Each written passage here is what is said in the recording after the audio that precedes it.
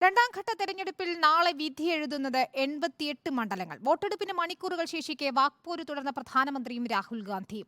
കോൺഗ്രസിന്റെ മുസ്ലിം പ്രീണനമുയർത്തി നരേന്ദ്രമോദി വീണ്ടും രംഗത്ത് വന്നപ്പോൾ ഭരണഘടനയും ജനാധിപത്യവും സംരക്ഷിക്കാനുള്ള തെരഞ്ഞെടുപ്പെന്ന് വീണ്ടും വോട്ടർമാരെ ഓർമ്മിപ്പിക്കുകയാണ് രാഹുൽ ഗാന്ധി. വീഡിയോ സന്ദേശവും രാഹുൽ പുറത്തുവിട്ടു.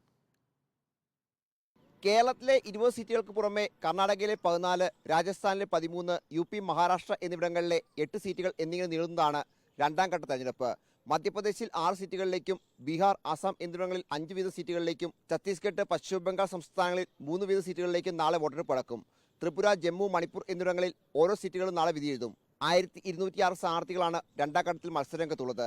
2019 88 സീറ്റുകളിൽ 62 സീറ്റുകളും NDAക്ക് ഒപ്പമായിരുന്നു.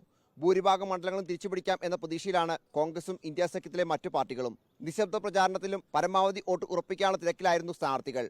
ഒന്നാം ഘട്ടത്തിൽ സമാനമായി രണ്ടാം ഘട്ടത്തിലും പോളിംഗ് കുറയുമെന്ന ആശങ്ക നിലനിൽക്കുന്നുണ്ട്. കർണാടകയിലെ മുസ്ലിം സംവരണ മോഡൽ രാജ്യവ്യാപകമാക്കാനാണ് കോൺഗ്രസിന്റെ ആഗ്രഹം എന്ന് മധ്യപ്രദേശിലെ റാലിയിൽ നരേന്ദ്രമോദി വിമർശിച്ചു.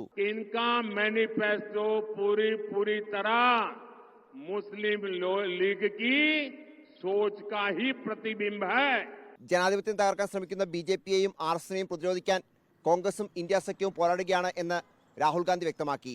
एक तरफ BJP और RSS जो लोकतंत्र को खत्म करने की कोशिश कर रही है और संविधान को नष्ट कर रही है, और दूसरी तरफ कांग्रेस पार्टी और इंडिया अलायंस जो संविधान को और लोकतंत्र को बचा रही है. 189 മണ്ഡലങ്ങളിലേക്ക് വോട്ടെടുപ്പ് പൂർത്തിയാകും.